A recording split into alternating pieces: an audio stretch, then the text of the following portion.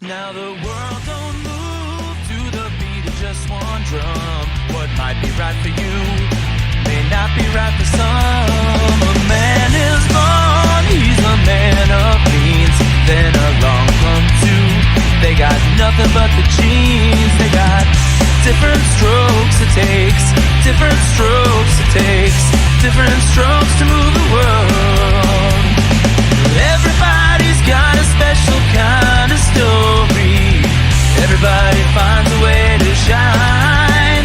It don't matter that you got not a lot. So what? They'll have theirs, you'll have yours, and I'll have mine. And together we'll be fine. As it takes different strokes to move the world. Yes, it does. It takes different strokes to move the world.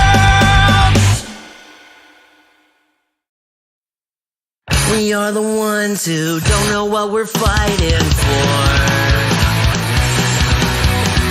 Give us a gun and send us all off to war. We are the ones who grow up in violent homes.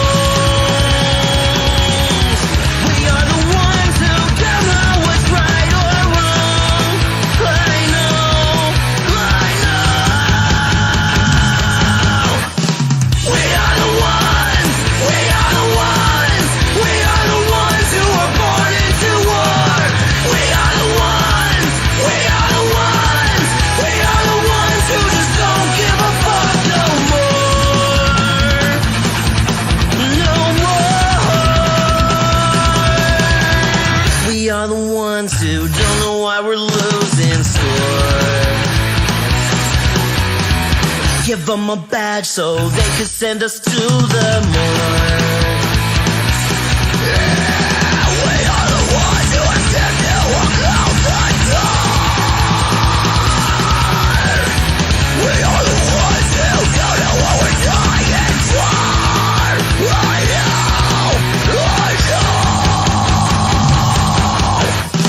We are the ones who were born into war. We are the ones who just don't give a fuck now. We are the ones who were born into war. We are the ones who just don't give a fuck no more.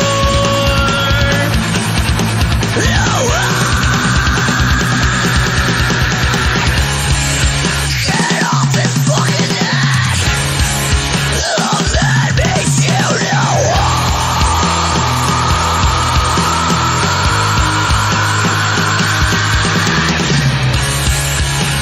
Yeah, fucking praise. Love that makes you know.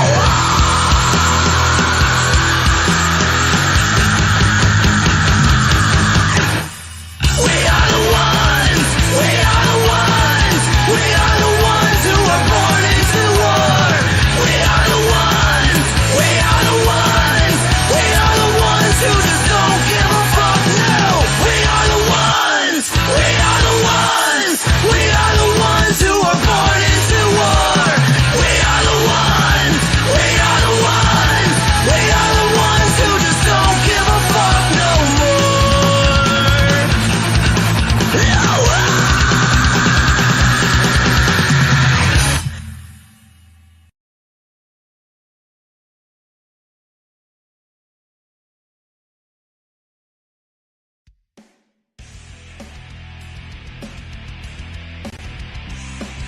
Welcome, ladies and gentlemen, to the latest episode of ImNoBookie, your home for all things combat sports and the place where every armchair quarterback can feel like Ben Bronco.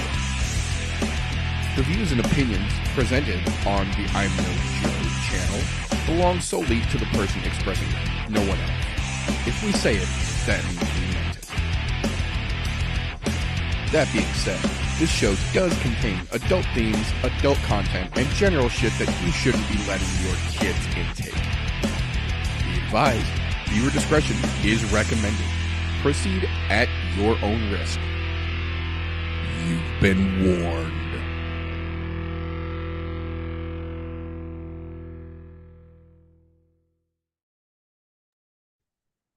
Nowadays, everybody wants to talk like they've got something to say, but nothing comes out when they move their lips. Just a bunch of gibberish. And mofos want to act like they forgot about I'm No Joe. Welcome, ladies and gentlemen, boys and girls, children of appropriate ages, to the latest episode of the I'm No Joe podcast, a show where every armchair quarterback can feel like Eddie Bravo. Today, as like most days, I, the meter, your helpful punchy kicky guru in this tribe of insanity, will help lead you through the promised land of punchy kicky goodness here. And today, as like most days, I have got a glorious panel here with me to Sherpa you through the bullshit that we have to get through to get to this weekend's even bigger bullshit. But before we get into all that, first and foremost, gentlemen, how the fuck are you doing this fine evening? Trying not to have a fucking stroke right now. Other than that, we're all right. Right. I'm a bit tired and ready for the weekend, but other than that, doing good, pushing through. Good deal. Hope Golf T doesn't have a stroke. Right.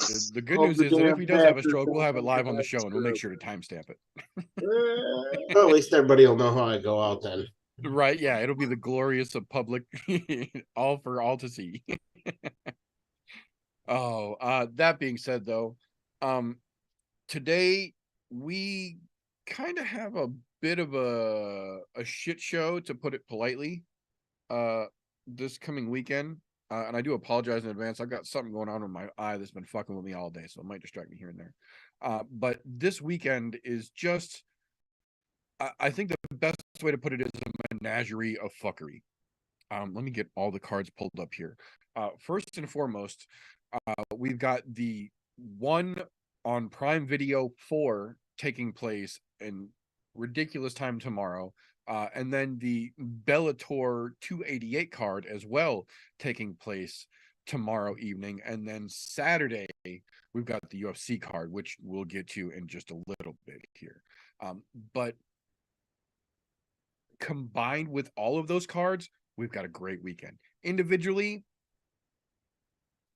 there's a lot to be desired, we'll say. So to kick things off around here, as we like to do, we will start off with a little bit of news and recent events, because oh boy, howdy, do we have news and recent events that we need to talk about here. So if you did miss the fun that went down last weekend, I did do a What Did I Say show recap, and I mentioned it on the recap, and I would be sorely fucking remiss if I did not begin this week's show by mentioning it. Unfortunately, over the weekend, the world lost Anthony Rumble Johnson at the age of 38. So obviously our hearts go out to Rumble and his family and everyone directly affected by this. 38 years old, had been battling the illness situation. I say in loose terms because they were never specific about it to, honor his privacy. We're not going to assume. There was obviously something that was more serious than he seemed to have been leading on. He seemed like he was training more recently and was hinting at getting ready to make the comeback. And then to see this, just I did read a thing on what he ended up having. He had it was a type of leukemia that is normally treatable, but he fell into that small category where it caught him late and then just really fucking quick. So it was a blood type cancer that got him, unfortunately. That sucks. But no. And you can literally just look at any MMA social media site today, and there's just immeasurable outpourings from anyone and everyone who ever had any interactions with Rumble Johnson, just about how much of an amazing human being he was. So obviously that fucking sucks, but it, unfortunately it is part of the story of MMA. So obviously Rumble, he will be missed, and I wanted to lead off by mentioning that. Normally would have saved that for the end, but I felt like as much of an impact as Rumble made, he deserved that forefront. So Rumble, our thoughts are with your family. It, That being said, that dude was an amazing human being. Like, thinking about it as far as athletic wise too, he fought as big as heavyweight and all the way down to 170, which is fucking wild. And I he saw a thing. did it with fucking vigor in every weight class he was in. Yeah. It was either earlier today or late last night. I don't remember, but I saw a thing yesterday that said at one point in the UFC, there was 10 pounds difference. There was one weight class difference between Frankie Edgar and Rumble Johnson. We were one heavy shit and an extra couple days of dieting away from seeing Frankie Edgar and Rumble Johnson in the fucking cage against each other. How insane is the fucking journey of those two to have gotten that fucking close at that point? Oh shit. Like Frankie fighting at 35, Rumble going beyond heavyweight in his fucking bodybuilding days. Like, that's a crazy fucking almost collision of paths. But that being said, something that I had mentioned previously, as soon as it came a thing, we talked about it in the moment. We are now no longer the only ones worried about it. Derek Minner has now officially been notified he is possibly facing sanctions for coming into that fight injured and bringing up alleged inappropriate betting lines and money being made out the ass on a heavy Nerd and Becky favorite coming in at the literal last fucking minute. So we said that there was something fishy about that. Word got out shortly after that fight that there was absolutely something fishy behind the scenes, and now it is officially being looked into, and Minner is possibly in trouble, and that will also tie into a story we'll talk about again here in just a little bit as well. Yeah, along with him and everybody else that's now going into fights fucking injured, guess what? You were on the chopping block. We've got word about that we'll talk about here in just a minute as well. Yeah, so it's no longer the free pass it might have used to have been.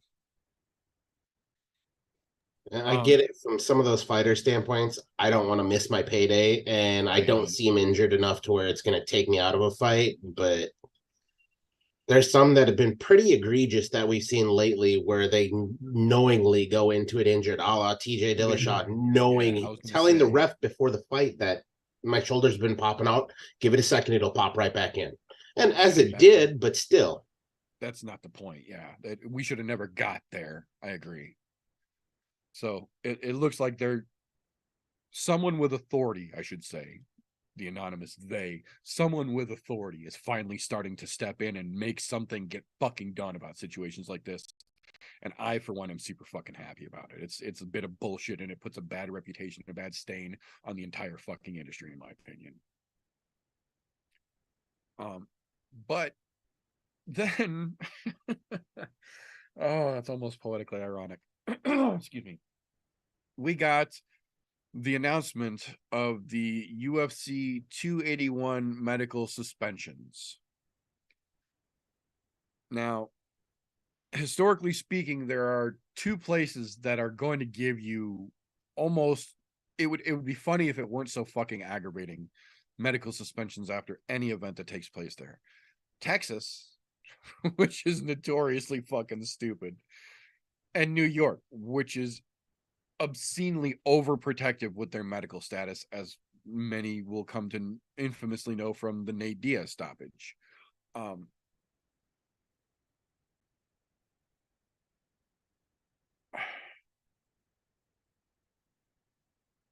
With the exception of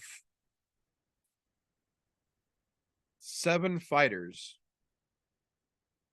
Carlos Ulberg, Montel Jackson, Karolina Kowalkiewicz, Matt Frivola, Aaron Blanchfield, Ryan Spann, Chris Gutierrez, and then the co-main event, Carla and Weili. So 9 total. Other than those 9 people, every other fighter on that card is indefinitely suspended in the state of New York following UFC 281.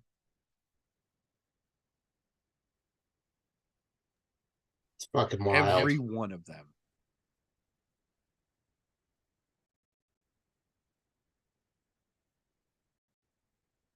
What? What kind of stupid bullshit is that? And now, granted, some of them are only out like 30 days mandatory rest, but it's still an indefinite medical suspension despite it only being a 30-day mandatory rest. So what the fuck, New York? And they wonder why people are in no hurry to bring big cards back. Like, I'm not saying that, not everybody on that card got hurt. There were absolutely some people who needed some fucking time out on the sidelines. Absolutely. But to say that 17 of 26 fighters were so hurt that they are indefinitely suspended in the state of New York, come the fuck on, man. That's just fucking dumb. That's just fucking dumb. So, that being said, coming a little closer to this weekend's upcoming card, the UFC. I almost did that. ONE FC on Prime Video 4, taking place tomorrow, has already had its first controversy, and it's not even a new controversy to speak of here. Much like we saw one John Lineker just won Amazon Prime ONE FC ago, miss weight and be stripped of his belt prior to the event actually taking place.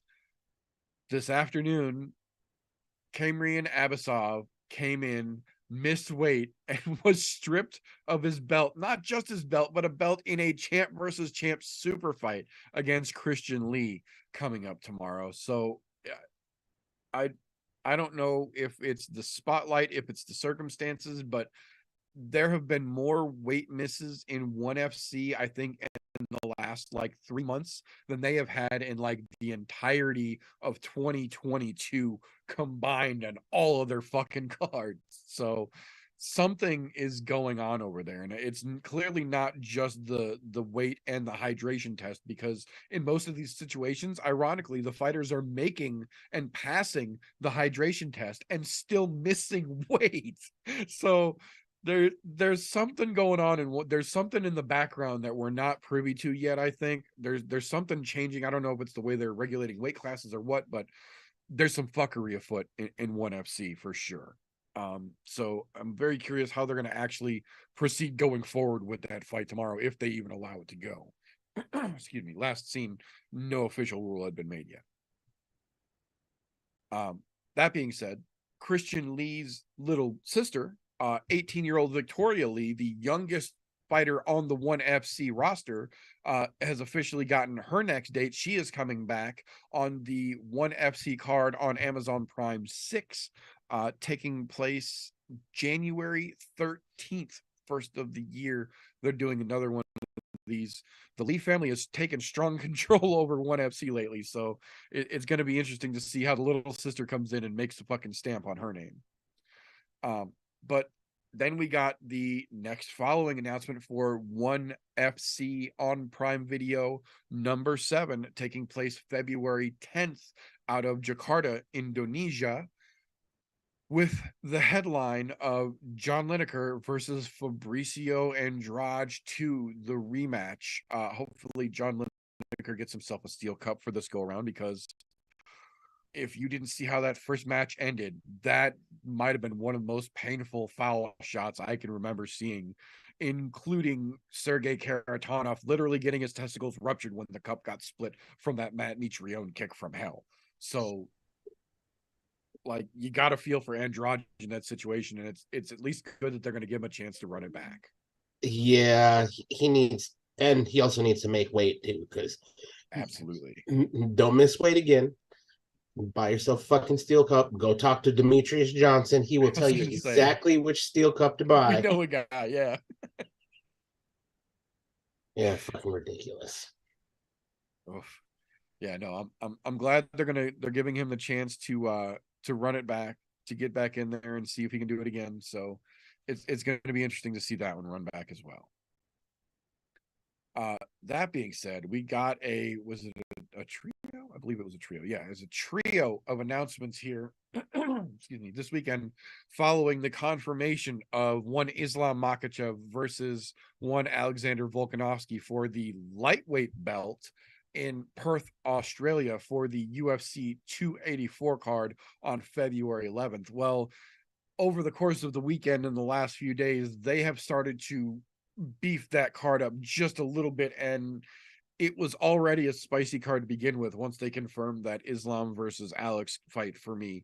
But they dumped a couple of real fucking barn burners on top of it here. First and foremost, Jimmy Crute getting back into action versus Alonzo Menafield on that at-home Perth card is going to be a fucking banger. I'm telling you right now, that's going to be a spectacular fight. Kaya Kara France at home versus Alex Perez at 284, essentially a title contender fight, excuse me. That's going to be fucking spectacular at Perth.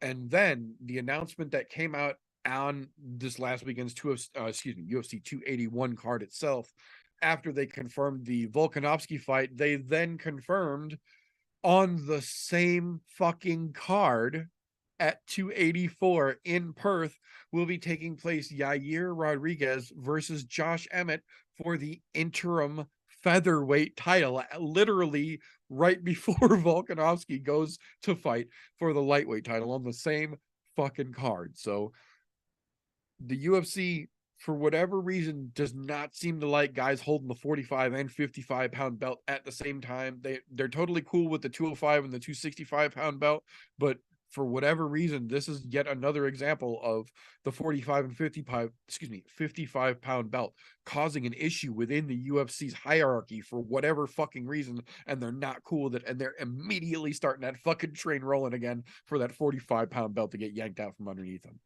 I'm wondering if they had a chat with Volk and asked Volk, if you win, are you staying at 55? I was just He about to might say, have I have a let the cat out of feeling. the bag. Yeah, I have a feeling there was a conversation had, whether it was with Sean Shelby or Mick Maynard or actually with Dana, but I feel like somebody in Volk's camp talked to somebody in the UFC and they were like, look, if he beats Islam, he's just going to stay at 55 and then keep defending the 55 belt, and you guys can do whatever the fuck you want with the 45 belt. And they were like, cool, we're putting the interim on the same fucking card then, just so that you understand the stakes. If you fuck up, you know exactly who you're going up against. If you win, we'll figure that out. But your 45 pound belt is just kiss that bitch goodbye. And I got to say, on one hand, I get it, because like I said, this is a pattern the UFC has shown time and time again. On the other hand, why the fuck Yair and Emmett?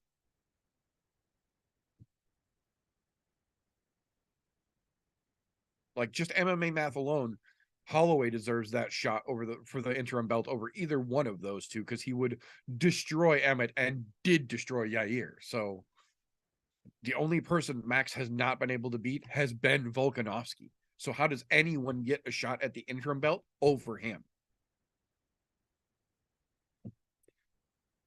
That being said, though,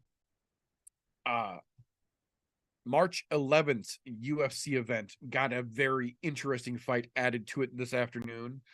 Bruno Silva stepping in to take on Tyson Nam, getting back after it here. Very excited to see how that one goes. Nam looked fucking great when he beat the shit out of poor Ode Osborne in San Diego. So be very curious to see how he does taking on Silva. He's got a little bit more of a grappling challenge to go against. We did get a little bit of an announcement here. I guess it's more of a confirmation than an announcement. Calvin Kattar has officially confirmed that he did tear his ACL in that weird fucking match against Arnold Allen. That might be one of the few recent injuries that wasn't a foregone injury coming into the fight. That was legitimately something that actually genuinely happened during the fight. And it, not to say that that makes it better or worse, but it's just, it seems a little bit more understandable from the fans' point of view at this point, especially when we're talking about other fighters not having such good fucking moral standards coming into the fights like Calvin clearly did, and unfortunately getting hurt in the fight. But he said as of right now, it looks like he's hoping to be back the end of 2023 to be back competing again. So as somebody who is currently rehabbing a fucking operated on knee myself, absolutely, I tip my fucking cap and my heart goes out to you, Calvin. That fucking sucks, but Calvin is clearly a hard-headed, tough son of a bitch. So if anybody is able to fucking come back from this, I think he's got as good a chance as anybody does. Excuse me. That being said, we did get official confirmation. This kind of ties all together here to what I brought up a little bit earlier, a callback, if you will. Wink. We got official word now. Excuse me. Ayir Latifi has now officially been suspended for 3 months for failing to disclose he had his staph infection in that fight until he got on the post-fight fucking interview and talked about it, which was equally as fucking stupid because, you know, Latifi. But he has officially been suspended for 3 months by the Nevada State Athletic Commission. Not that that's going to be a huge deal, but again, it is setting a precedent. They are now looking into Derek Minor as well for him coming in with a clearly compromised fucking knee or leg or some combination in the Nuremberg fight, which led to a potential betting scandal, which could also be getting the UFC in even more fucking trouble for that. So it's nice to see that I don't need hall monitors in MMA. What I do need are the rules that we agreed upon to be fucking enforced. Like, otherwise, why the fuck do we have rules? Like, I don't need a fucking Marxist state where everybody has to stay on weight 24 hours a day and be ready for a fight at any point in notice. But if we're going to have a set of rules that are agreed upon called the universal rule set, then let's fucking enforce those rules, please. Thank you, Nevada State Athletic Commission, for having the balls to go out and actually get the ball rolling. And now we got the Minner situation coming down. So hopefully guys like TJ Dillashaw will understand that I don't give a fuck how much your contract says. If you're injured, you don't get to go into that fucking fight and collect that check. You're depriving everyone of fucking experience, money, situation, and time that we can't fucking get back. So for once, I'm actually okay with rules finally being fucking enforced. That being said, because the UFC going to UFC, we also got word this week that Dana White has officially confirmed Dana White's Power Slap League is now officially contracted to air on TBS with a tournament starting off to developed rankings and a quote-unquote season to start in 2023. Just say this now. I want no part of covering any of that nonsense. I think there's something very telling about the guy that runs the UFC Fight Pass, has influence on an ESPN obligation or an ESPN opportunity rather, ESPN Plus opportunity, pay-per-view, you know, discretions, and none of those outlets would come within 20 feet in a radiation suit with this fucking slap league that Dana has, for whatever reason, decided he's pushing his chips all in on.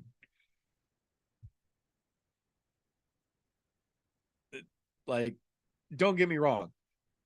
I'm a man who is still actively, right this moment while we speak, still currently looking for where Jed Meshew found out the name and release of the 12 Fights of Christmas for the Fight Circus 5 Hanukkah Can't, or Hanukkah Can't Go Wrong, excuse me, Fight Circus announcement. I'm not opposed to weird fucking fights by any stretch of the imagination. I'm all for a phone booth match. I'm all for a 2-on-1. I love Siamese kickboxing. I'm not opposed to weird fights by any stretch of the imagination. But this slap box bullshit trying to legitimize itself and Dana White trying to help be the one to legitimize it. Come the fuck on, boys. Are we really going to fucking try and play this game? Really? Really? We're doing this? That being said, to the surprise of most, I think, who've been keeping an eye on things here, we got word this week that John Dodson has officially signed his next fight contract, and it is not for him and his brother to dominate the world of BKFC.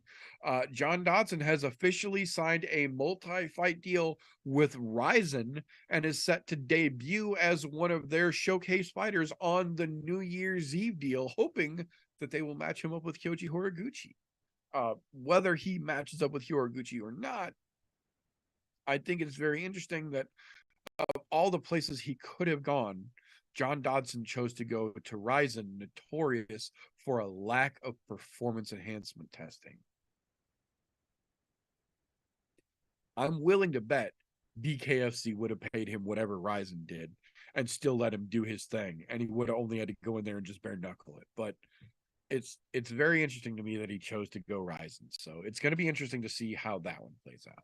That's kind of a bummer because, man, that fight in BKFC, he was a fucking firecracker. Ooh, he fucking let him know, and I'm here for it. So it's going to be interesting indeed. I'm curious how it's going to play out. Kind of another one I'm curious how it's going to play out. We got word this week that Brad Quake Riddell, coming off of that fucking crazy fast fucking matchup last week, has decided that he is going to take a step away from fighting until, quote unquote, the fire to compete comes back to him. He's not officially calling it a retirement, but he's stepping away from active competition, is how he described it, because he just doesn't have the burn inside anymore to keep at it at UFC top level, where he clearly was at one point, which, aside from sucking to see as a fan, definitely is going to hurt that CKB roster for damn sure, because Quake has been a staple in there for a couple of years now, and a fairly reliable staple in my opinion as well. But it's going to be interesting to see how that ripple plays loose, especially when we're coming into a pay-per-view in Perth, for fuck's sake, and they're trying to stack as many hometown or local quote-unquote fighters on there as possible. Now we lose even the possibility of Quake coming in. Sucks. I understand, but that sucks.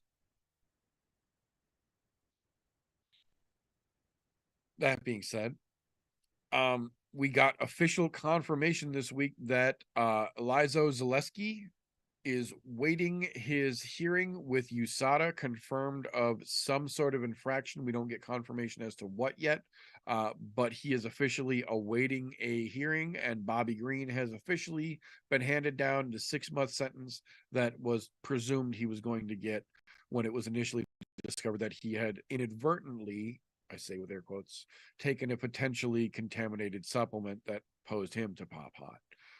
Bobby Green jumped out in front of his like a man, owned up to it, said, look, I popped hot. We're pretty sure it was this. I've never pissed hot in my fucking career before, and I have since then pissed clean since changing supplement. So we're pretty sure it was from this, but still, I fucked up. It's on me, my bad. Good on Bobby for owning it.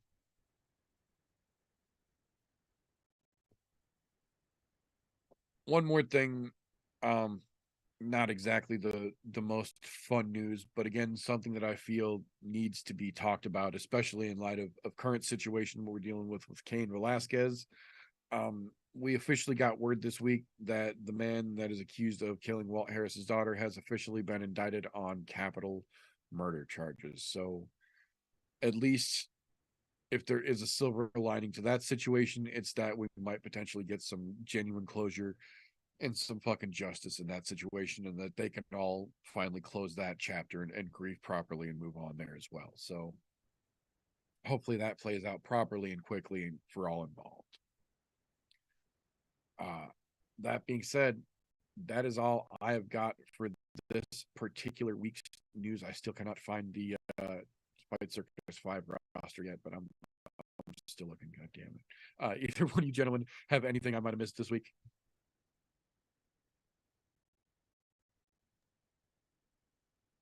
You know, one little bummer piece of news that Alexander Gustafsson had to pull out of his fight against Owen St. Preux. Not that that would have been a very good fight, but, you know, he had to pull out to injury. I guess Philip Lenz is going to be replacing.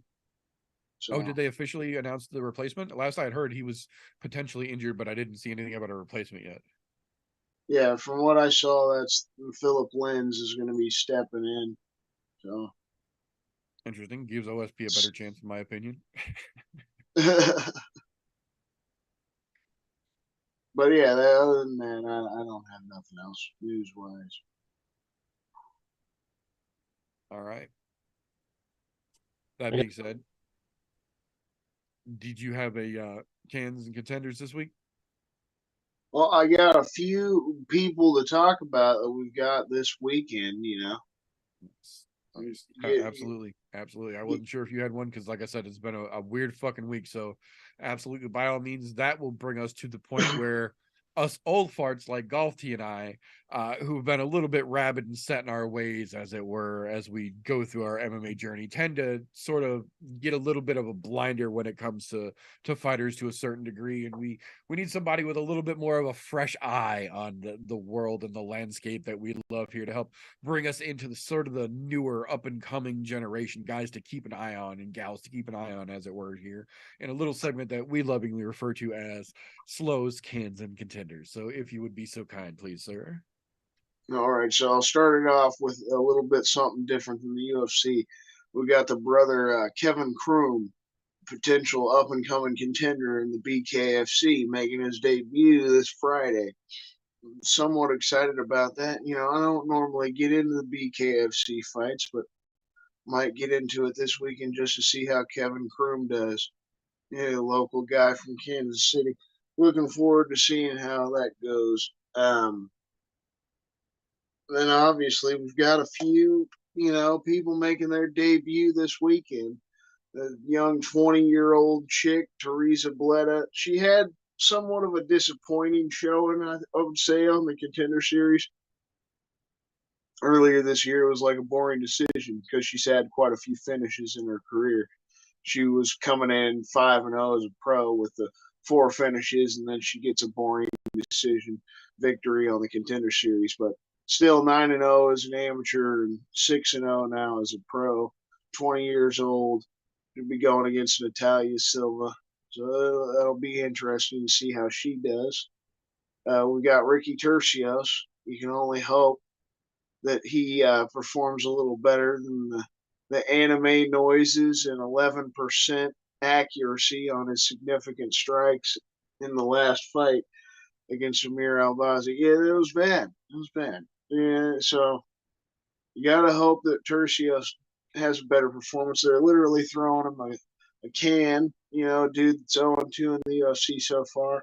So finally getting the debut of Brady Highstand. We'll see how the kid's been able to develop, trying to come back and rehab from fucking up his own knee. Similar to the brother meter, and like you said, Calvin Cater's going to be dealing with it. We got a lot of guys. Yeah, I was going to say like a quarter of the UFC roster right now. For yeah, fuck's sake, Alexander Smith's Rockets, out with a Tom fucking knee. Rockets is Aspinall. out with a knee. Yeah, But there's a lot it's of good us to out see with bad Brady knees in back. 2022. They're seeming to give him another can himself to start her off. So you'd like to see Brady go out there and get a nice finish, at least put on somewhat of a good performance, even though he's had a layoff and he's coming back from the injury. So we'll keep the eye on that. And then got Waldo Cortez Acosta. This guy coming back after just fighting Jared Vandera a few weeks ago. This guy is not very good at fighting at all. He's got the undefeated record. That's about it. Chase Sherman was supposed to fight Josh Parisian a couple weeks ago, and Parisian had the medical issues and all that. So we're hoping with this one, this is the can situation for Cortez Acosta. Chase Sherman's not a good fighter either. It's going to be a walrus slap fight, in my opinion, but I think Acosta's still going to be a little fucked up, not have much of a gas tank from fighting Vandera a few weeks ago. Vandera really fucked his legs up. So how healthy is this guy going to be? Maybe Chase Sherman goes out there, gets a knockout, just gives us a little fun entertainment, proves the can that he is. You got Charles Johnson. This is a potential contender. This guy actually lasted against Muhammad Mokaev.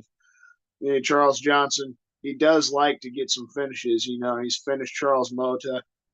So we're looking forward to that. And then I just wanted to throw out there, like you posted in the group chat earlier this week, Carolina Wojcik, getting a shot at a championship opportunity. Dana White passed her up, didn't sign her in the UFC. So she probably going to be around here in the near future. You know, I he will might say, feel fucking sorry. She might go a different route than the UFC. She might sign to a different fucking he promotion. kind of if got she's fucked a little smart. bit on Invicta last night. Her first match was fucking badass.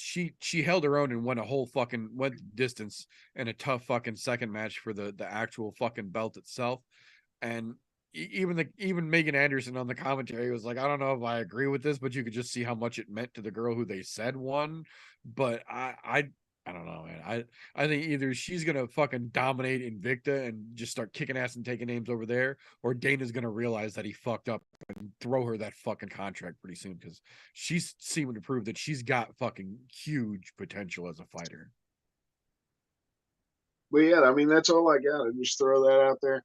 You know, wanted to maybe see if you guys had anything to say. You know, like about Ricky Tertia. Are you guys looking forward to seeing Brady's debut? Or what you might think about the anime? I'll try the Street Fighter. Right. I think honestly, I'm more excited to see how Kroom holds up on BKFC this weekend, because that's literally one of two fight, and I'm usually all over the fucking BKFC cards, and this weekend I literally give a shit about the Kevin Kroom match to see how Kevin Kroom holds up, and then the Joey Beltran versus fucking Alexander Houston match, because for some reason they've been promoting Alexander Houston like he's a world breaker lately, and he's gotten the shit beat out of him the last couple times around, whereas Joey Beltran has literally only lost like one of his last 7 fucking fights, and even then it was goddamn close until it wasn't. So I'm curious about that one, and then the Kevin fight. Yeah, I'm right there with you on the BKFC. And to be honest, I'm not so worried about watching Ricky Tercios. We already know what he's capable of, or then where he could go. And I say could go because I don't know that he's going to get there. To be honest, if we're talking alumni coming off of the Ultimate Fighter, I'm looking at Brady Heiston, because I agree. that's the one I thought had the most potential in the house. I think we might have seen inadvertently, albeit, but I think we might have seen the peak for Tercios at this point. I think he might be great against Ultimate Fighter level guys, but I think when it comes to actual like UFC level talent, I think this weekend is going to tell us whether he's really ready for that, or if Brady might have just been fucked because he got hurt. I'm gonna go with the latter, that Brady got hurt, because to be honest, I thought Brady was gonna win that season before the injury. Yeah, and I feel the same way. I feel like the knee was part of what fucking kept him back in that fight against Ricky, and I like that. That's why they've got them both not just on the same card here, but like one after another. So we get to see which one's fucking better, which one goes out there and puts on a better performance, so we can fucking see which one might have that better fucking ceiling. So yeah, either way it goes, they're gonna have to pass each other in the back. One way or another, because they fight right next to each other, they'll have to walk past each other in the back at one point or another. Yep, and that's gonna be their turning point of who's gonna end up being the keeper on the roster. I think is gonna be this weekend. I agree. And I don't. What do they give them? The Ultimate Fighter winners? They give them what, a 3-fight contract, right? So this will be Ricky's second fight. He'll have one more after this. Yep. After this, no matter what. If Brady wins, he's gonna get another fight or 2 or 3, at least. I would expect he'd get a 3-fight contract if he wins this weekend. I would think so, yeah. Especially if he comes back and he's fully healed. I would fully expect, at least. Yeah, and being is we're what, a year and some change removed from the fucking. When was we're about a year and some change removed from that, because he lost to Tercia. About a year and a half, because it would have been August of 21. 2 years, a little over a year, somewhere in the middle. Yeah, it was in August of last year, so a little over a year. You're at like 15 months right now, so right about that sweet spot. Yeah, so he should be fully healed, back on the pony, and ready to whip some fucking ass and get back where he fucking belonged in the first place. So, but on that same note, I I don't take too much stock in Ultimate Fighter winners anymore. Because, well, we went how many seasons without them? Right. And yeah, you can always say, well, there's guys like Diaz and stuff that came off there. Yeah, that was early seasons of the Ultimate Fighter. We're talking 15 years ago. Yeah, I was gonna say that ain't the recent seasons. Yeah. Yeah, Sure. we're talking the UFC still in its infancy, trying to grow its roster at that point. Yeah, which is what that was for. The last couple. Now it's kind of a sideshow of try to bring it in, but I still like it better than the fucking soup can series by a long shot. Absolutely. Let me rephrase that. Not just the soup can series, the dented soup can series. Every once in a while, as you're going through the dent bin, you'll find one that's not dented, but it's few and far between. They're all still 50% off. Absolutely. So, with that being said, that'll bring us to a little thing here where I have to say, first and foremost, Tapology.com does not in any way, shape, or form sponsor or endorse this podcast. Yet. What they do is offer a service where you can make a free account over there and take picks on fights just the same way that we do here, almost like fantasy football style. We have a group where you can do such a thing called ImNoBookie, all one word all together, or group 965, however you need to search it. You are all more than welcome to join up, come in the group, and compete head-to-head with all of us. Put your picks right up against ours. We take this opportunity in a little segment we like to call Tapology with TJ to bring you a breakdown. All right, so I'm just going to get right into it. Last week, across the board, our group was fucking terrible. But then again, the way fights played out last week was completely fucking off kilter from what we would expect it to be. But gotta give credit where credit is due. The guy who thought he was going to trip over his dick and sent me texts before and during the fucking pay-per-view takes home the W this week. Congratulations, Don. You fucking first placed 505 points. 8 correct. And then not too far behind him, Christian's brother coming in there fucking hot at 495. Missed first place by 10 fucking points. Ouch. That fucking hurts. And what's funny is he only picked 7 correct, but he got a full perfect, 3 semi-perfects, and 2 decisions. So that really fucking helped him a lot. And as we're right behind him, not too far, Meter himself at 470. 8 correct. Lost in the points battle because he didn't have as many of the perfects and semi-perfects going on there. I blame Whaley for that because nobody had her winning by submission. Everybody in the entire group had Whaley winning in the second round. Every fucking one of us. Nobody had it by submission. Yeah, it was a fucking it was a weird fucking thing. And I was not expecting submission at all. I was straight KO that bitch and be done in a second. We all thought she was going to sleep, just not that I was so fucking mad. I'm like, hit her. No, don't choke her. Hit her. But you know, it is what it is. Yeah. Coming down the pipe there, next in line at a solid 405. Lucas coming in there, 6 correct, 1 perfect, 2 semi-perfects, 1 fucking decision call.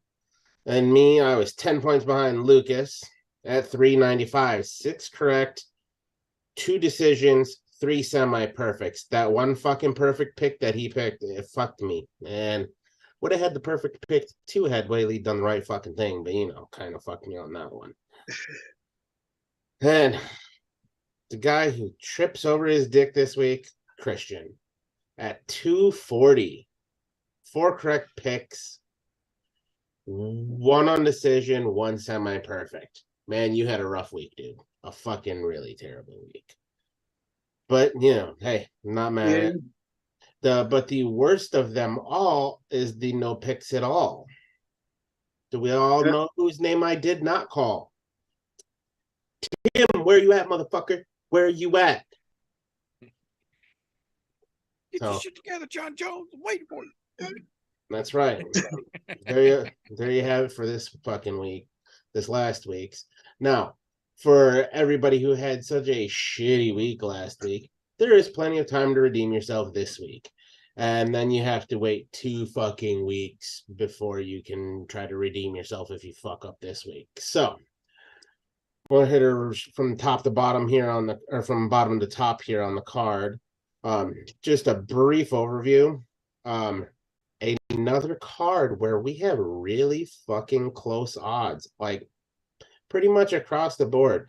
It only gets wild in one fucking fight, and I will talk about that one when we get to it. But starting from the bottom, Natalia Silva and Teresa Bladad. I can't fucking say that Chechnyan name, but fucking minus 165, plus 140. Coming right up behind them there, just as we were talking about earlier, Brady bringing his first official appearance into the UFC outside of the Ultimate Fighter series, versus Bernie Garcia, minus 170 for Brady, plus 145 for Garcia. Moving right up the card from there, you have Vanessa Demopoulos and Maria Oliveira, minus 110, minus 110. Literally a fucking coin flip. Then right up from there, here's our other Ultimate Fighter, Ricochettios and Kevin Natividad. Minus 155 for Tertios, plus 135. So they're giving the Ultimate Fighter alums a slight advantage. Not enough to call it an advantage in the betting, because, it's basically a coin flip when it's a minus 100, plus 100 type situation. Right. And that goes the same for the next lackluster fight in Vincent Morales and Miles Johns, except for this time, you got Vincent Morales at a plus 145 and Miles Johns a minus 170, another coin flip. And another women's fight that we really don't care about, Jennifer Maia and Mariana Moroz, fucking plus 160 and a minus 190. They're not giving Jennifer Maia any fucking credit there. To be honest, they think that little Ukrainian girl is going to beat the dog shit out of her, or at least have some fucking good odds of doing it. Because at this point, a coin flip, as much as I'm not a fan of Jennifer Maia, I think she's leaps and bounds better than Mariana. But that's my own opinion. It's up to you. Choose your odds there on that one, but they're all coin flips. And the premier prelim fight, and I say premier loosely, except for you've got that bad motherfucking Kazakhstan son of a bitch on there, which I am a fan of his lately. So you got Charles Johnson and fucking Zalga Zuma Gulov. Fuck, I can't fucking say these goddamn names. Need to go and sit and listen to their names before the show so I can pronounce them. But, fuck it. We do it live. It's way funner that way. But minus 165 for Johnson, plus 140 for Zimgulov, which, to be honest, those guys that have been coming out of Kazakhstan lately, they've been turning the tables on people. Kazakhstan and Uzbekistan fighters lately they're kind of starting to turn into those Russian breeds where you can kind of count on them to win a lot of times. Now, here is the biggest, widest spread on the entire fucking card. The opening fight on the main card. Jack Mendelena and Danny Roberts. They've got Jack coming in at a minus 580. Danny Roberts at a plus 440. This is your biggest spread on the card. If you want to bet a little crazy, try to make some money, this is the fight to do it on the card, because everything else is fucking coin flips. Danny Roberts coming in at a plus 440 underdog. It's not a bad bet. Do I think he's going to beat Jack? No, but it's still not a bad bet to try to make some money on. I mean, if you want to bet the underdog, that's a good one, or even parlay him into another bet, and they could pay off big time. And then we're right back in it in our next one. Andre Fiallo, and fucking Muslim Salikov, minus 105, minus 115. Fucking toss-ups. What the fuck is up with this shit? That's coin flip shit. And even Chase Sherman and fucking Waldo Cortez Acosta. Waldo, he's a fucking all or nothing guy. So I don't think he's going to get this one, even though they were giving him the odds, because Chase Sherman is, well, he's knockout friendly, I guess. So maybe that makes sense. But they got Sherman as a plus 185 underdog, which isn't much. And then Acosta at a minus 215 favorite. They really have Sherman as the underdog in that fight? Well, yeah. I mean, if you saw how fucking Acosta came out in that last fight and was like, fuck it, I'll just take a beating a little bit to go out and knock He somebody is out. 1-4 in his last 5 too. I mean, that win over Jared Yeah. Van Der is the only I one was he's gonna had. say in the they past both 4 beat years. Jared Vandera though, but no, the best part of that Waldo fucking Costas fight last time was when he tried to do that stupid shit, and then Jared Vandera did it right fucking back to him. Yeah, that was the best part of that entire fight. But yeah, that was my highlight. So no, They- I'm curious how he ended up as the favorite over Sherman, because Sherman's I think definitely it's just chitty, but I think it was the whole idea of all he did was press forward, even though he was getting chopped down with leg kicks and fucking. I mean, I get it. He's, as far as exciting fighter is concerned, that's exciting to people right. because there's the possibility that either he's going to sleep or he's going to sleep somebody, because Gonna get or get got for sure. the dude does have legitimate knockout power, but no, he's a big boy for sure. he's got to learn to control it and not swing for the fences all the time. Unfortunately, that whole former baseball player thing, you tend to swing for the fences. That's just how that works. Literally, yeah.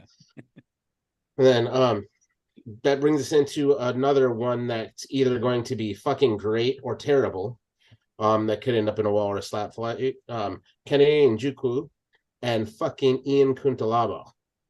So you've got a minus 175 for Kennedy and a plus 150 for Ian. Another coin flip.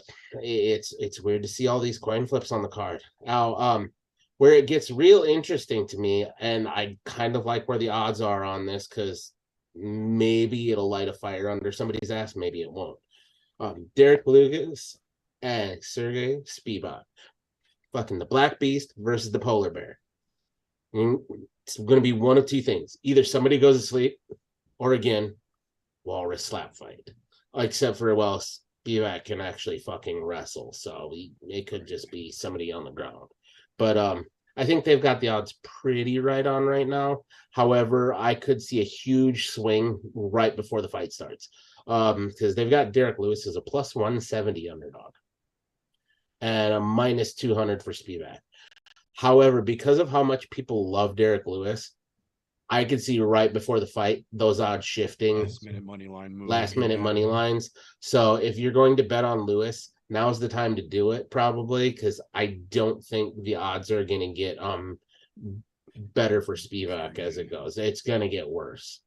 And who knows, if you're smart, maybe you'll take the late money on Spivak and go in late, because I have a feeling that's where that's going to shift to, because everybody knows all Lewis has to do is touch Spivak once, and he will go to sleep. We've seen Spivak sleep. So it's not that he can't be shut off, because he can. We've seen it. Oh, So yeah, absolutely. that's going to be the one betting line that I say to watch that I think is going to change the most. The rest of them, I think they're pretty spot on. But that one I could see definitely changing, especially it's closer to the fight we get. I'd say check them Saturday morning. Those odds are probably going to be a little bit different. Yeah, check it right before the fight start and see everything fucking change. Which, Yeah, even for as the record, for the record, for anybody who did not realize, because I didn't realize until this afternoon, the fight Saturday start, the prelims kick off at noon Central Time, 1 p.m. Eastern this week, back in Vegas for no fucking reason. Getting them boys out of there so you can get home to their families for their Thanksgiving. Right, letting everybody get their travel started early. That's right. Got to get that shit out of the way before shit gets wild. Right. Well, yeah. So odds for like the fourth fucking week in a row, pretty fucking straight and narrow across the board. Either one of two things are going on. Either with all the fuckery that we've seen afoot lately with the craziness and injuries and shit like that, and things that are actively being investigated, the odds makers are a little less likely to broaden them out a little bit. Either that, or, which I'm probably more apt to go with the first option, but option B is maybe they're doing a better job of fucking matchmaking. But I'm going with option A over because there's some matchmaking shit I've seen coming up that's just been good. There is an option C in this situation, though. Option C is that it might not have been realized in the moment, but this could be the effect of just how many active UFC fighters and their family members were legitimately betting on every week's fights to change the odds that heavily. And that now that they officially can't, those wild swings from a dude coming into camp like, yo, I heard this, and this, that isn't there anymore because they can't do that shit. It might legitimately be that there's that much of an impact from that many people and all of their buddies who would also group bet, I say in air quotes. It might legitimately have made a swing, at least an initial swing. For okay, and that can partially be part of it. For those of you that are unaware how the odds work when it comes to betting and things swinging, the way that happens when those swing is it's when money comes in heavily on one fighter or another. That's how the odds will swing. Once you get closer to fight time. Initially, when they set the odds, it's based off of records, win-loss ratios, and things like that. They just give a general betting line. But the closer you get, depending on where money is coming in at, that's when you see those odds really swing. And then, like, if you're watching a fight live, you can bet on fights while they're live. Like, they'll have those, like, if you're watching currently in the UFC, they do a great job of this, and I greatly appreciate it for people that are bettors. But they'll show odds of how odds have changed up. Does it in this round? Who's got the heavy favorite going into round 3? That type of shit. So those are always fun little things to pay attention to and learn. You can actually learn a lot about betting just by watching the fucking UFC. As far as pitting A versus B betting. No, it's not going to tell you how to play craps or anything, but this will help you out with a lot of sports betting stuff.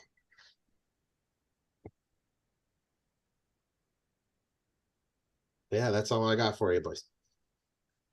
Good deal. Much appreciated, sir.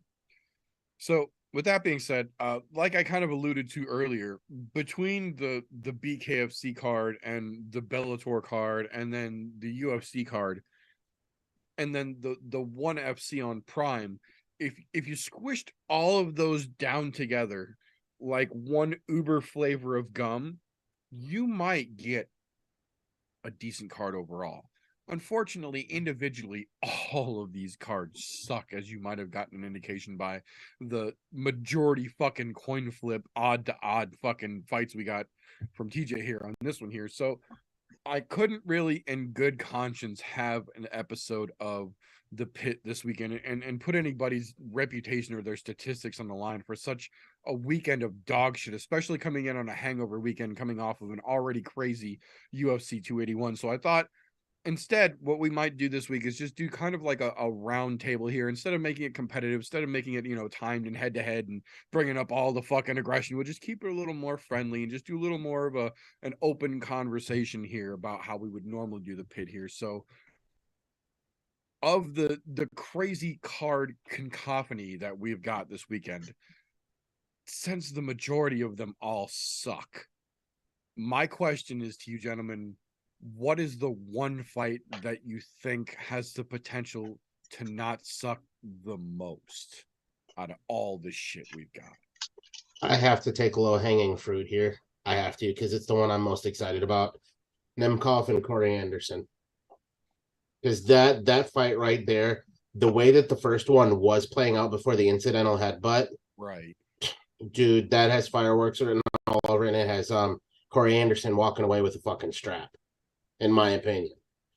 Now, is that going to play out the same way it did in the first one? But the way Corey Anderson was handling that first fucking fight, I really, really think that he goes home with the strap this weekend. Yeah. I will say the only thing that really disappoints me about that fight is that we don't get to see it in the white gloves this time. Yeah, that is a bummer. There was something about those fucking white gloves that Bellator used in that fucking Grand Prix that just made the fights look fucking classier, in my opinion. It just looked fucking cooler with them badass white gloves. And I know we're still going to see a fucking belt change hands, for Christ's sake. But it was like 30 style boxing. Yeah, there was something about them fucking white gloves that brought you back to that fucking Notre Dame caricature and that fucking old fisticuff style, man. Like it got me in the hearts. I was like, oh, that looks cool as shit. But Yeah. it's still gonna be a good fight, I agree. And the way that Corey was coming in to fucking kill in the first time, it really makes you wonder how much Nemkov was able to go home and step his fucking game up, because we all know he had a mini panic attack last time before that fucking head clash. Oh, good God, yeah. Because if had it not been for the head clash, Corey would have finished him there. I have no fucking doubt because he was well on his way. But yeah, that and I guess the other one that I myself personally, I'm looking forward to Joey Beltran just beating the fuck out of Alexander. It's not going to be world breaking because I know it's coming, but I'm still looking forward to watching it. Yeah, I can agree with that. Hashtag War Beltran. What about you, Christian?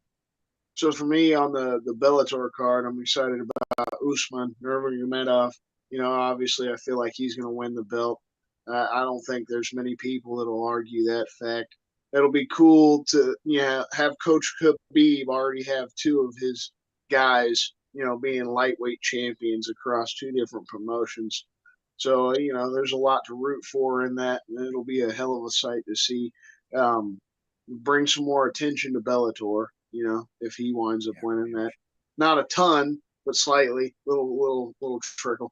And then excited for the Kevin Kroom fight. That's probably the thing I'm the most excited for. Like I said, I normally don't get into BKFC at all, but having a hometown guy going out there and fucking doing some bare knuckle, always loved seeing him in UFC. Kevin Kroom's a good fucking personality. He's a tough fucking dude. So it'll be an entertaining thing to see. Fuck yeah. I agree on both points. I definitely think that both of those have great fucking potential here. I definitely am fucking War Beltran. I can't wait to see what fucking Kroom can possibly do as well. Gonna be interesting to see if Team Khabib holds both both lightweight belts at the end of the weekend for sure, especially considering we just found out today, confirmed, I just realized that I didn't mention it earlier. Scott Coker confirmed Khabib Nurmagomedov is now officially the captain for Team Bellator in the Bellator versus Ryzen New Year's Eve card. How that happened, considering Khabib never one fucking time fought in Bellator, I don't understand. I'm not mad at it, though, because if you definitely want to intimidate your opponent right out the get-go, you bring in 250-pound fucking Coach Khabib and let him steer down those little Japanese guys, and I could see that factor working for him. Otherwise... What's crazy is he never had any fucking ties to Bellator.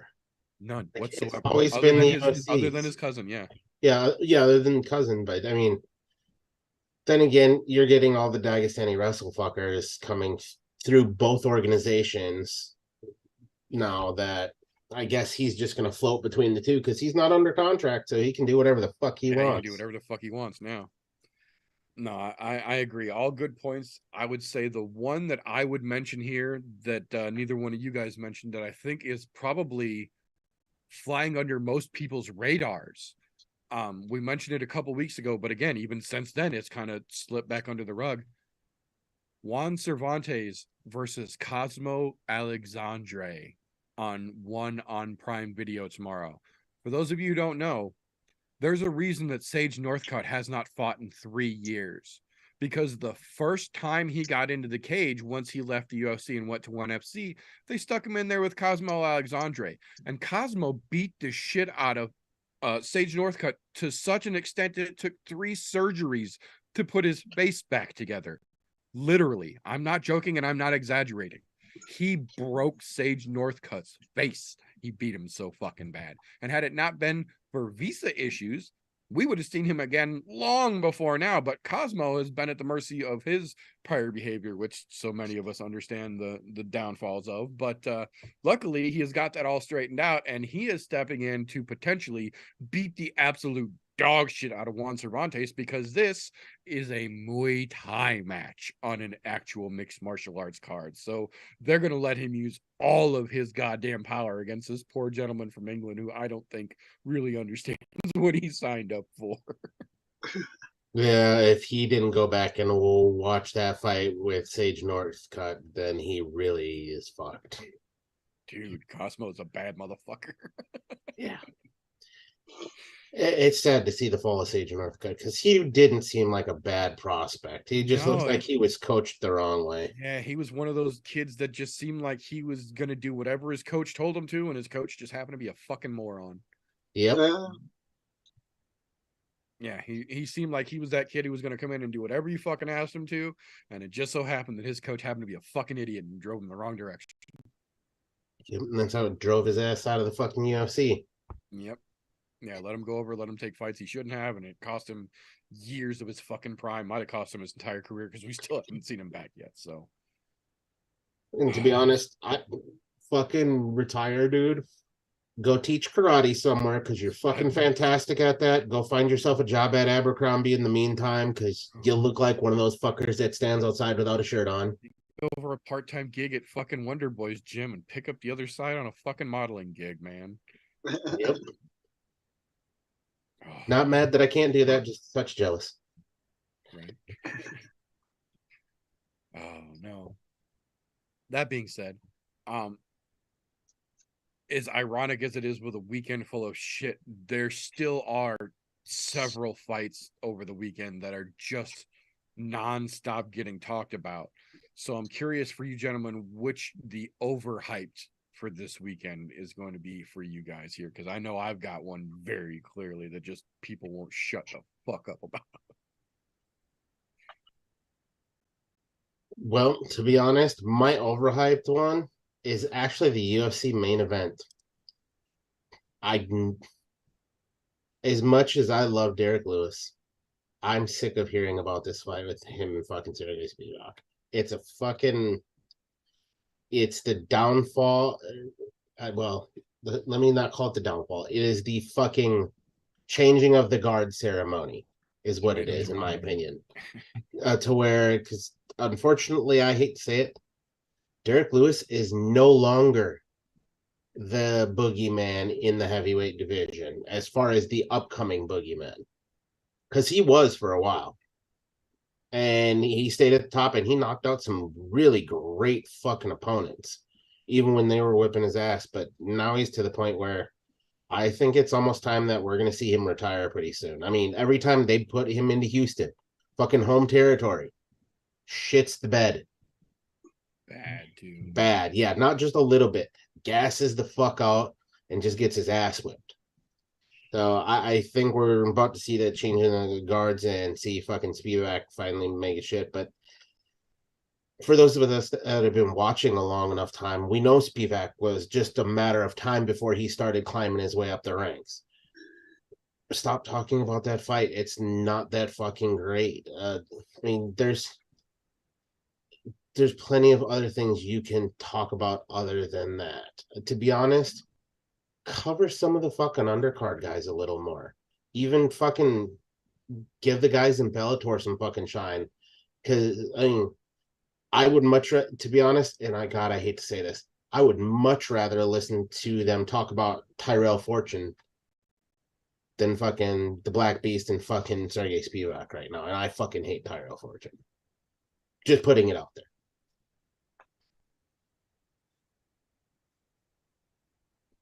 I can agree with that. They're definitely trying to make more out of this fight than it actually is, for damn sure.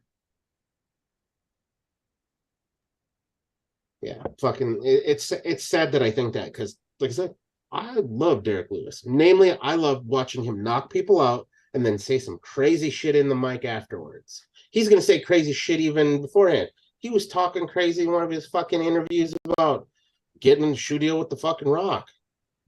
I'm like, the dude, he's a funny individual. To be honest, I wish he would fucking go do stand-up. He would be a great fucking stand-up guy. But not just any kind of stand-up. He just needs somebody to fucking ask him questions and then let him run his mouth kind of Just stand-up. let him crowd work. Yeah, just a crowd work comic. Yeah. I mean, it is what it is. Let the fucking gatekeepers go out on their shield and just not talk about them. We'll talk about them for you after it's all said and done with. Yeah, there you go.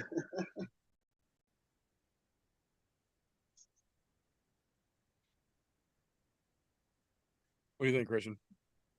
Well, I agree with Golf T there on the main event. I think it's way overhyped. It's been talked about a lot. There, there's not there's not much point in it. Even if Spivak winds up getting a win, I don't think he's got a lot of knockout power. I don't see him putting Derek Lewis out, even if Lewis is on the ass end of his career here.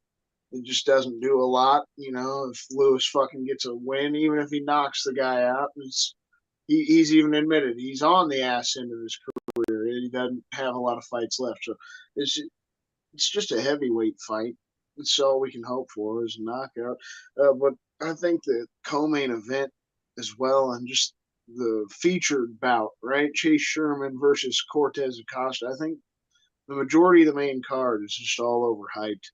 It's been talked about quite a bit this week, and it's just cards a really bad hang. Where we had a decent card last weekend, broke some records with the most first round finishes on a pay per view and shit. And hopefully Kennedy and Shek Wu and Iwan Kutalaba can be a decent fight. I think if it say standing, it might be a good back and forth fight if Kutalaba is a little sharp with it, but there's just not a lot of excitement here because that's just middle of the pack fighters right there. That's two dudes who've been back and forth in the UFC and just middle of the pack fighters. And Chase Sherman, like I said, he's 1-4 in his last 5.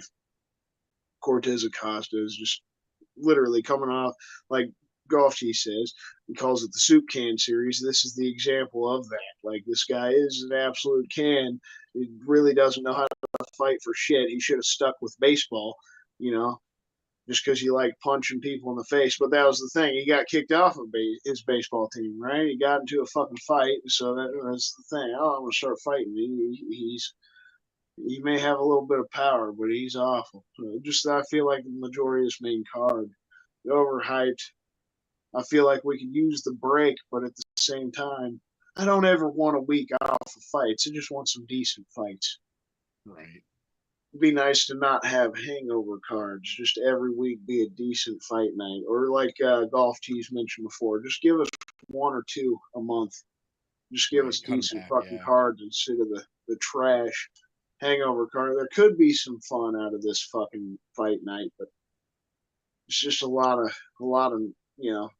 worthless nothing.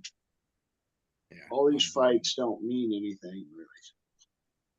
I agree. I would have to say though, I'm in the similar vein, but on the other side of the house, as it were here. For me, the one that people just won't stop talking about and it doesn't deserve the fucking hype is the Bellator co-main event. And not so much because of Umar Nurmagomedov, because he's absolutely earned his way up there, but it's because fucking Pitbull literally only has that belt because his brother threw a fucking tantrum to keep AJ McKee from getting exactly what he wanted. If not for the Pitbull brothers pulling their literal childish tantrum bullshit tactics, Umar would probably realistically already have this fucking belt. So the fact that we have to watch this fucking sham of a title fight to get the belt over to Umar, fucking I say.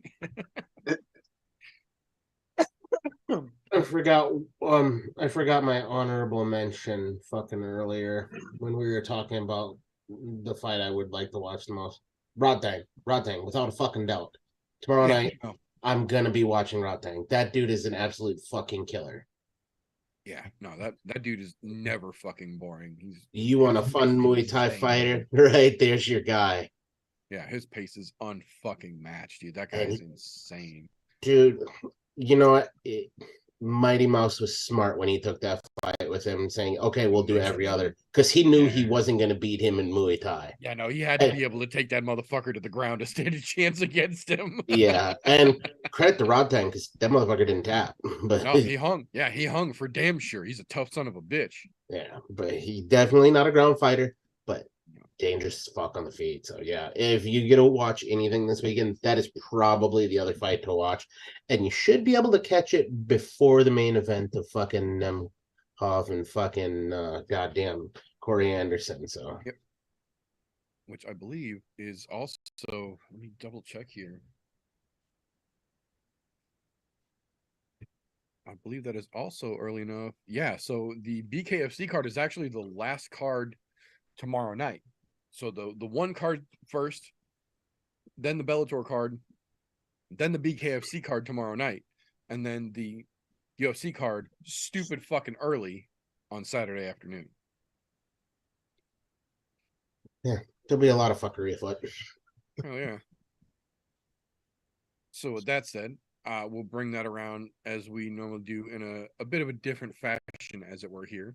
So seeing as how this fucking UFC card just kind of sucks out loud, to be honest here, I'm not gonna ask you how you think the co-main event plays out. I'm more curious, what's the best case scenario for this UFC co-main event to play out? What is the best thing that could happen as a result of this fight, I should say? Oh, that I don't know if there's a best case scenario here. In all honesty, and maybe this is because I'm a little biased, I fucking don't like Ian Cutelaba at all. He's another one of those fighters where there's something about the guy that I just don't fucking like him. And maybe it goes back to that fucking those two fights he had with Dum Dum, where they were playing fuckery. Yeah. But there's something about the guy I don't like. So if he wins, he's a well enough known name at this point that it's good for the UFC. But there's something about Kennedy Njoku that I really fucking like, but he can't seem to get his shit together. Yeah, he's inconsistent for damn sure. Yeah, if he would get a little more consistent, I think the best thing that, I guess in this case, the best thing that could happen is we see Kennedy win and do it in a fashion where he shows that he's gotten his shit together and can be fucking on point all the way through. So I guess best case scenario would be to take it to decision and have him be fucking steady and poignant the whole fucking way through the fight. That would be the best case scenario for him. If Ian wins, it's just another fucking reason for him to run his mouth and talk stupid. As much as I want to root for fucking somebody from Moldova, in this case, I can't. The only Moldovan I can root for on this card is Servei Spivak, and that's it.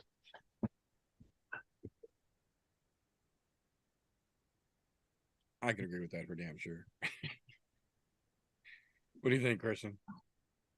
Well, for me, best case scenario, Ewan fucking, like I said earlier, he's sharp, and this fight stays standing. In the last couple fights, he's just been subbed in the first round, so he's got that weak ground game.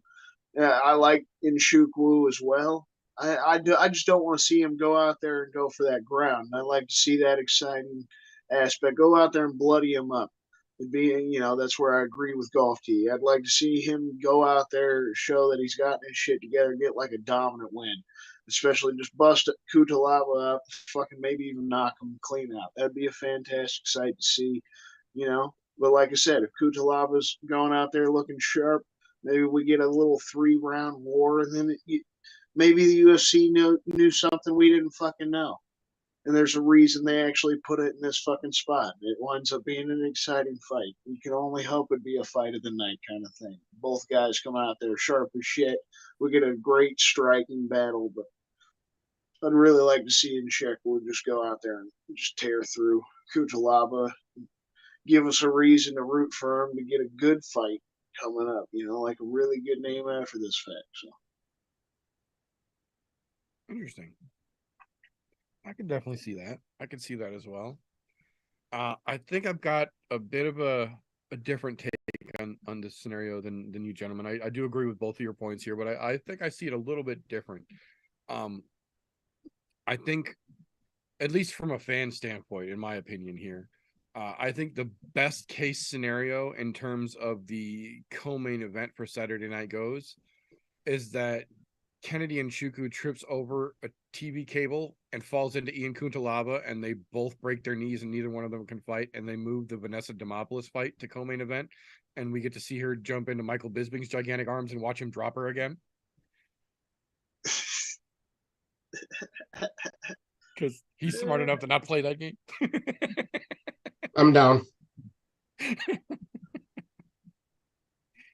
No, I really agree. I want to root for fucking Kennedy so much, but that dude's too fucking inconsistent for me to get on board that goddamn train. And I could really care less if I watched a video of Ian Kutalaba carrying orphans out of a burning fucking building. I still wouldn't piss on that dude if he was burning to death. Like, he can go fuck himself. I think for me, the fight wise, the best thing that could happen is that when they go to fucking do the glove touch, and Chuku does the Ian Kutalaba and goes, ah, and fucking gets up in Ian's face, and Ian flinches, and then Kennedy just knocks him the fuck out. Other than that, I just don't see a lot of fun potential in this fight, unfortunately. No. So, that being said, we'll flip that same fucking concept here. This being the dawning of the era of the Black Beast, I think, is a better way to put it. And I agree. It's not necessarily the downturn, but it's definitely not. We're not in the prime days anymore of the Derek Lewis era. But being as how we are in this weird spot in the times that we are in, what is the best case scenario for Derek Lewis versus Sergey Spivak as a main event tomorrow or Saturday night?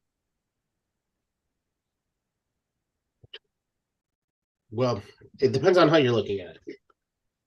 For Derek Lewis, best case scenario, inside of 1 round, KO Spivak, coming in for a fucking takedown.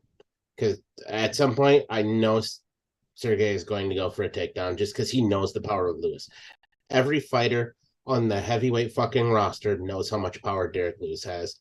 They will all eventually shoot for a takedown. The only exception to that would be possibly the current champ. But last time those two fucking sized each other up, it was fucking ugly.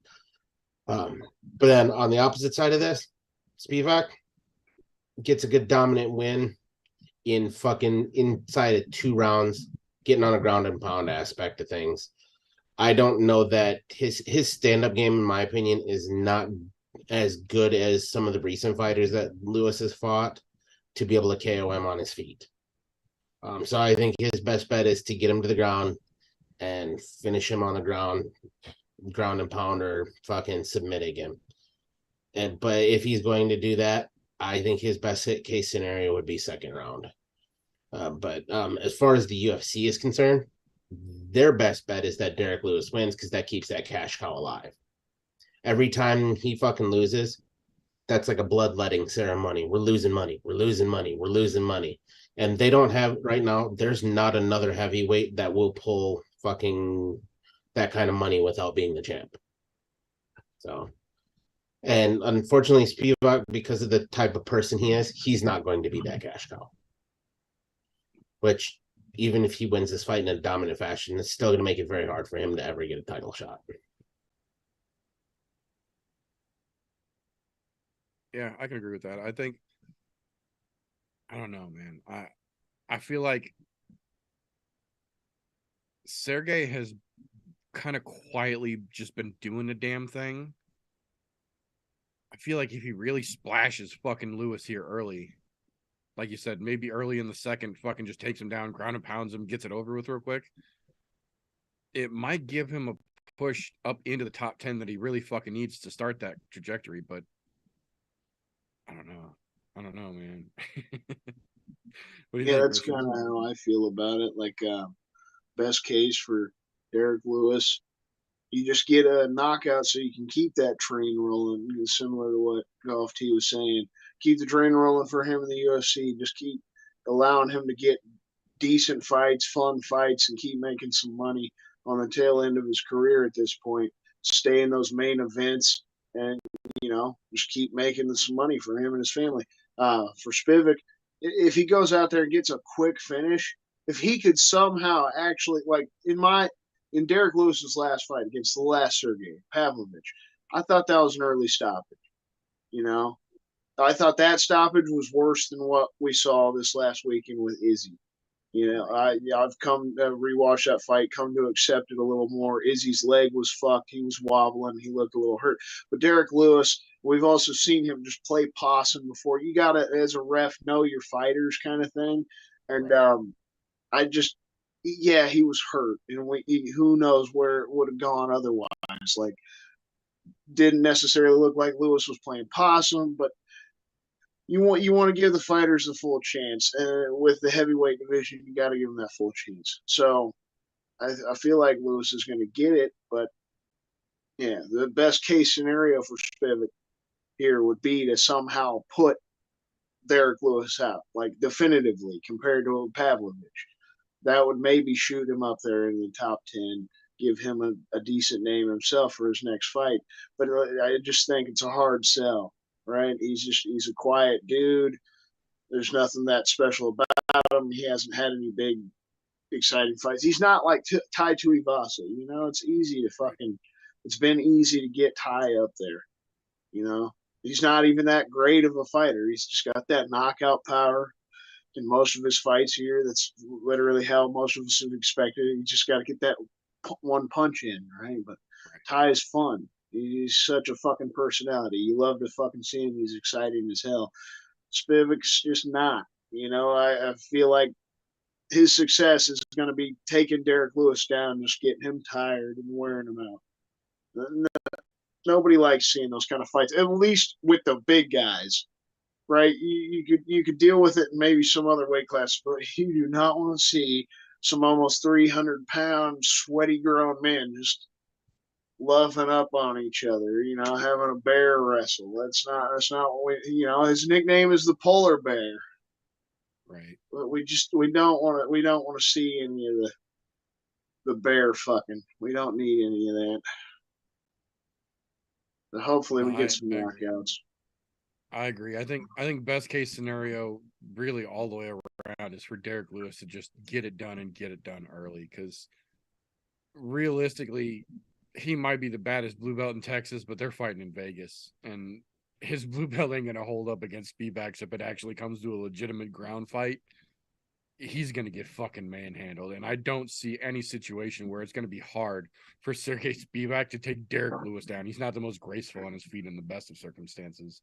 So I think Derek's best chance is just clock that motherfucker coming out the gate, because I think the longer that fight goes, the worse it's going to be for Derek, because Spivak may not be the best in the world, but he's a wrestler, and he's a heavyweight wrestler, and he's been a heavyweight wrestler for a long time. So he's a big man with a gas tank. That's kind of the antithesis to fucking Derek Lewis. Derek Lewis is a gigantic Ferrari, man. He's real good for 5 minutes. It's that other 20 that really hurt him. So I think if Derek can get in and get work done early, it will be best case scenario.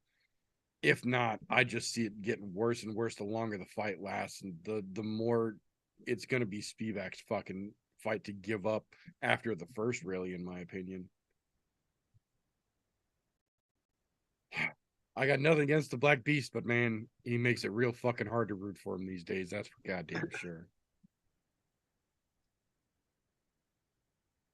But that being said, that is what we've got for this particular episode. So I do want to thank everybody for watching, whether you are catching this live every Thursday night, 9:30-ish Central Standard Time, here on the YouTube channel, youtube.com/ImNoJoe, where you're catching this a week later in the all audio format on anchor.fm/ImNoJoe through your podcast consumption platform of choice. That being said, once the show is over, do not forget to go over to Spreaker.com and catch the latest episode of the Slow Bake and Contemplate podcast, coming out first thing tomorrow morning from our Slows, Canes, and Contenders host segment over there, the brother Christian. You can also catch him on Instagram.com/SlowBake420 as well. Don't miss out on the homeboy over there.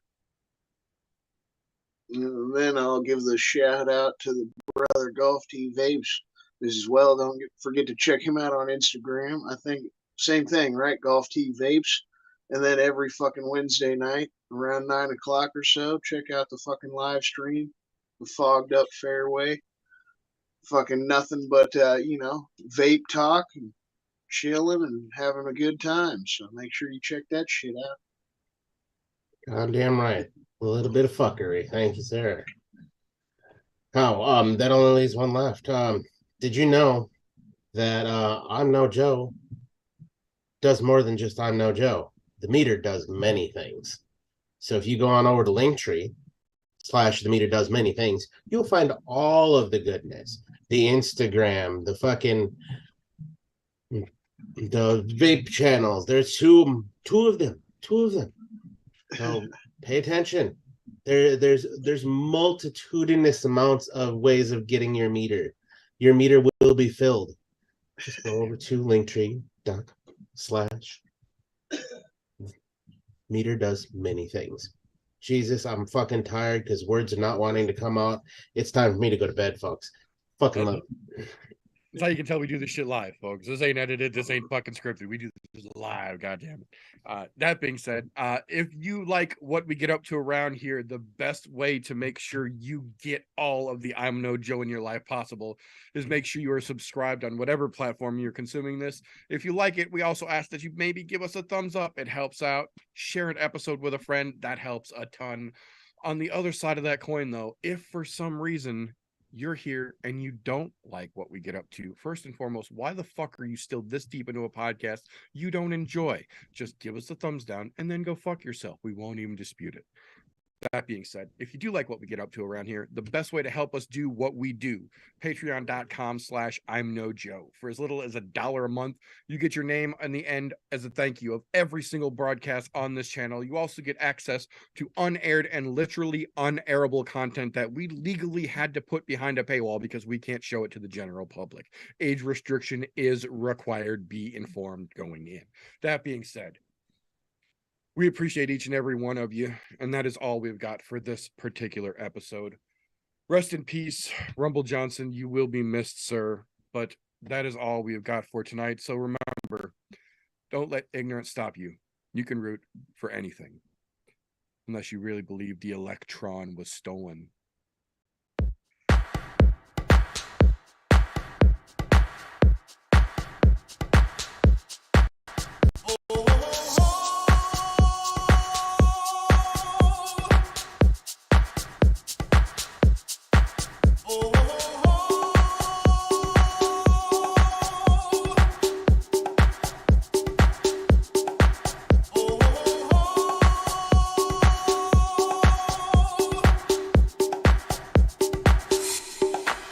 Everybody was kung fu fighting. Those kids were fast as lightning. In fact, it was a little bit frightening. How do I say goodbye to what we had? The good times.